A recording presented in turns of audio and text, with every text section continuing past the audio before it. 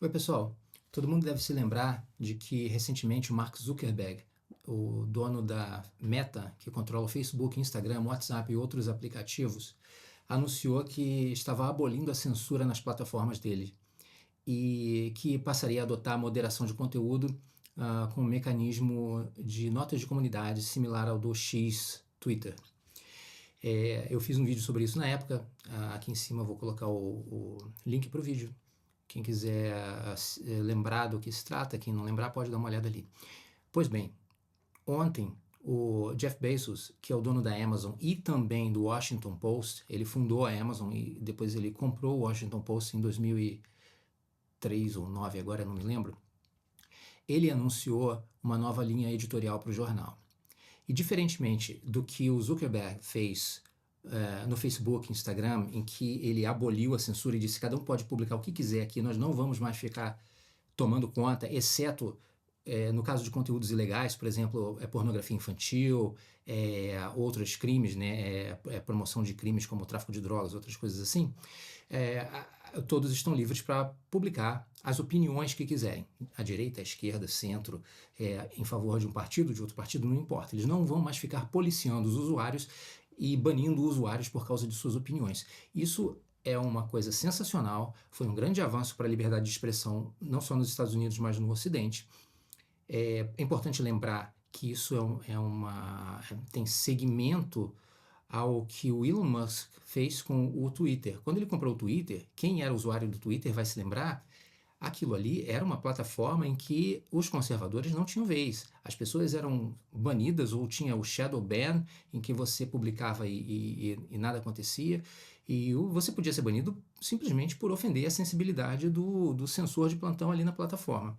Então, Elon Musk foi o primeiro a virar na direção da liberdade, enquanto a maior parte das plataformas e governos do Ocidente estavam indo em direção a maiores restrições das liberdades individuais, entre elas a liberdade de expressão.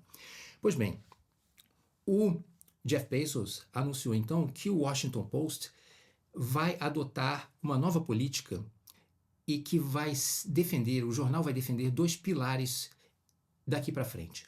Um deles são as liberdades individuais e o outro é mercados livres ou liberdade de mercado. Quer dizer, essa é a postura editorial, essa é a linha editorial do jornal daqui para frente.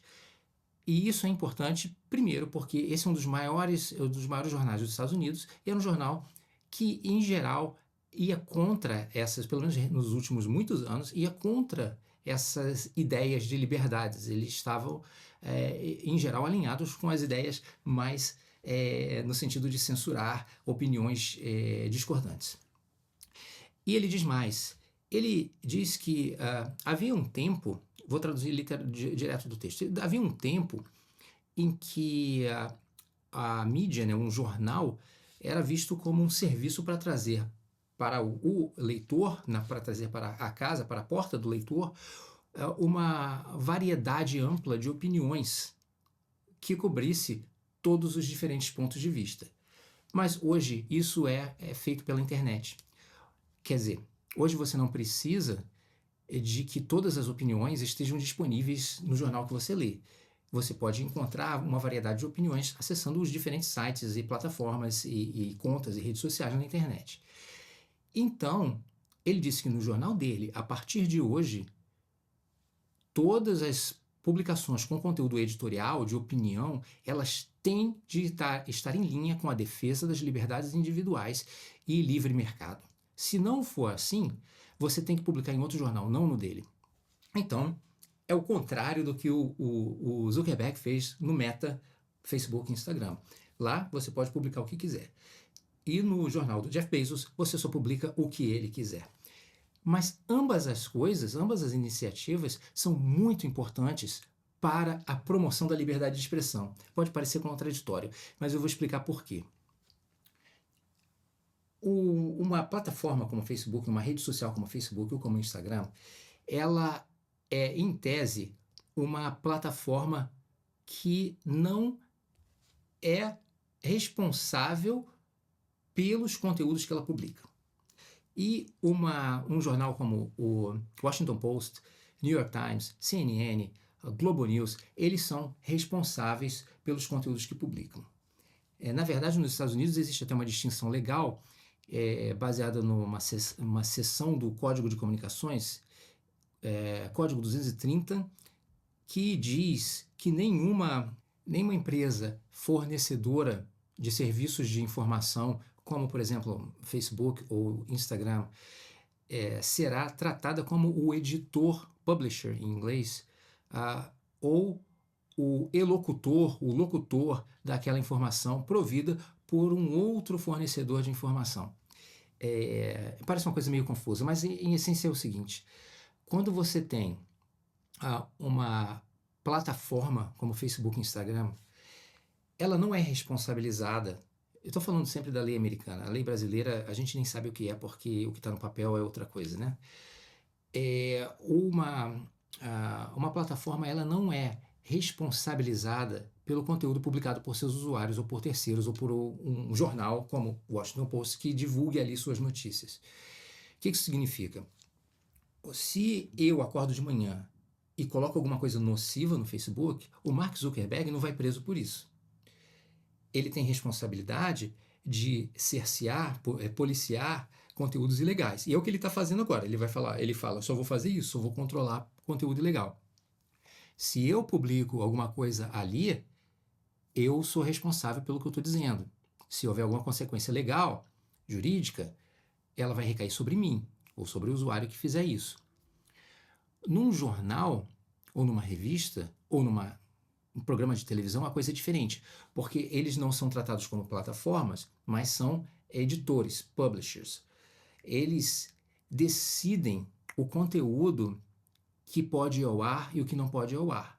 O editor olha as matérias que estão sendo propostas pelos seus jornalistas, ou encomenda matérias aos jornalistas e diz: nós vamos defender essa linha, ou aquela linha, ou outra linha. Como, por exemplo, o Globo News todo dia defendendo uma determinada linha. É o direito deles. Ou o Washington Post até recentemente defendendo uma linha mais à esquerda e agora vai defender uma linha mais à direita. É o direito deles. Mas como eles decidem o que pode ser dito ali, como eles filtram, como eles editam o conteúdo e, portanto, eles são responsáveis pela seleção do que foi dito, eles são tratados de forma diferente e eles podem ser responsabilizados pelo conteúdo que eles divulgam. Então, existe uma diferença importante entre uma plataforma como o Facebook censurar algum conteúdo e um jornal ou uma revista censurar ou omitir conteúdos com os quais eles não concordam. Porque cada jornal tem liberdade de ter a linha editorial que quiser e o conjunto de jornais disponíveis na sociedade vai cobrir uma variedade de opiniões. Quando o Facebook censura, ele não está censurando a si mesmo, mas ele está censurando opiniões de terceiros. Essa, na verdade, além da razão normalmente atribuída que se dá para a mudança de postura do Zuckerberg com relação à censura, que é o efeito Trump, que Donald Trump agora é o presidente e ele é contra a censura, e Elon Musk é contra a censura. Isso é um aspecto importante. Mas não foi só isso que fez o Zuckerberg parar de censurar seus usuários.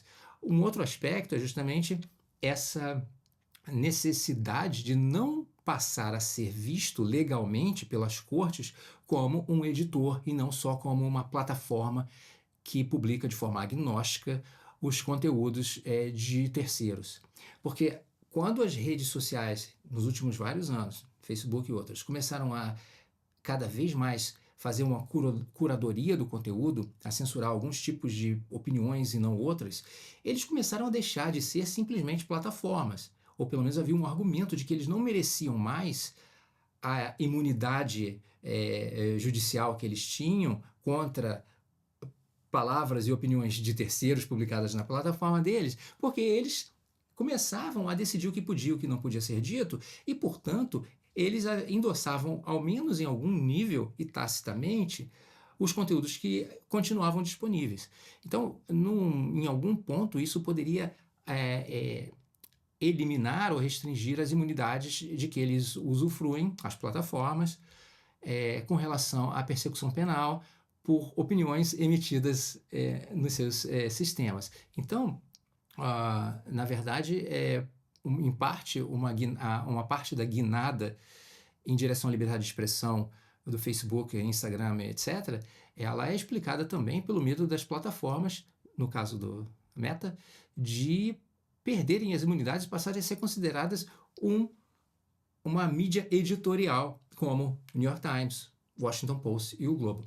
Mas, de qualquer forma, as duas mudanças são muito importantes e muito significativas para a defesa da liberdade de expressão. Porque se o Washington Post dissesse, não, nós agora somos a favor da censura contra a desinformação e contra blá, blá, blá, blá, blá, blá, ele estaria usando seu jornal para defender ferramentas contra a liberdade de expressão. O que ele disse é outra coisa. Ele disse, bem, nós vamos aqui defender as liberdades individuais, liberdade de expressão está implícita aí, e quem não gostar disso, que vá defender supressão de liberdades em outro lugar, não no meu jornal.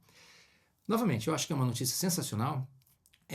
Eu acho que ela se enquadra numa grande onda, numa maré que está virando, que começa nos Estados Unidos, mas que vai varrer o Ocidente. O Ocidente, por muitos anos, caminhou na direção de uma sociedade menos liberal, menos livre, cada vez mais controlada, cada vez mais restritiva naquilo em que pode ser dito, no que você pode acreditar e como você deve se comportar. Sempre algumas autoridades tutelando as massas, né, tutelando os indivíduos, e isso é sinal de que as coisas estão mudando. Nos Estados Unidos primeiro, provavelmente haverá impactos no Brasil, América Latina, na Europa, em todos os lugares, porque lá é o centro do mundo ainda, não é? É isso, vamos ver o que acontece. De qualquer forma, pelo menos por lá, as coisas vão bem. Um abraço, não deixe de assinar o canal. Até breve.